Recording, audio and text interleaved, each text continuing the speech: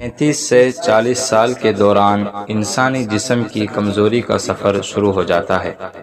لہٰذا زندگی کے اس موڑ پر اپنا زیادہ خیال رکھنے اور درج ذیل ہدایات پر عمل کرنے کی ضرورت ہے۔ نمبر 1، رجوع اللہ کا اہتمام اور گناہوں سے بچیں، حقوق اللہ اور حقوق العباد کی ادائیگی کی طرف پوری توجہ دیں۔ نمبر 2، مستقل ورزش کرنے کی عادت ڈالیں اور اپنے جسم کو کسی نہ کسی طریقے سے حرکت میں رکھیں،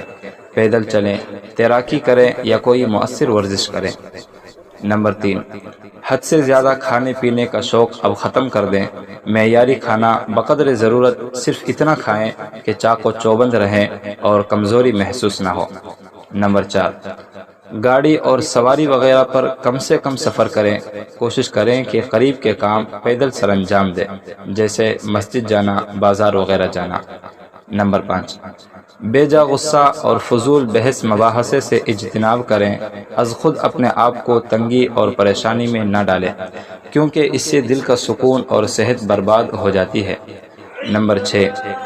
مال جمع کرنے کی ہوس کے بجائے اپنی ذات، اہل و عیال اور نیک کاموں میں مال خرچ کریں، اور یہ سوچ بنائیں کہ مال کمانے کا مقصد اپنے آپ کو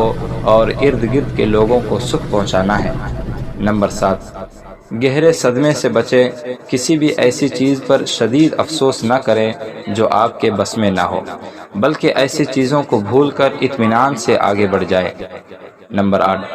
عاجزی اختیار کریں، مال و دولت، جاہ و منصب اور طاقت و قوت ایسی چیزیں ہیں جو انسان کو مغرور بنا کر تباہی کے دہانے پر لے جاتی ہے۔ نمبر 9، بالوں کی سفیدی سے ہرگز نہ ڈریں، یہ آپ کی عمر ختم ہونے کا سبب نہیں بلکہ اس بات کی نشانی ہے کہ اب آپ کی زندگی کے بہترین دن شروع ہو چکے ہیں، اس لیے اللہ تعالیٰ سے اچھا گمان رکھتے ہوئے روز مرہ کے مشاغل اور حلال کمانے کا سفر جاری رکھیں۔ نمبر 10، نیکی کے کام بالخصوص باجماعت نماز، استغفار اور درود و سلام بالکل نہ چھوڑیں، اس لیے کہ نیکیوں کا یہ سرمایہ اس دن آپ کے کام آئے گا جب نہ مال فائدہ پہنچائے گا اور نہ اولاد کسی کام آئے گی۔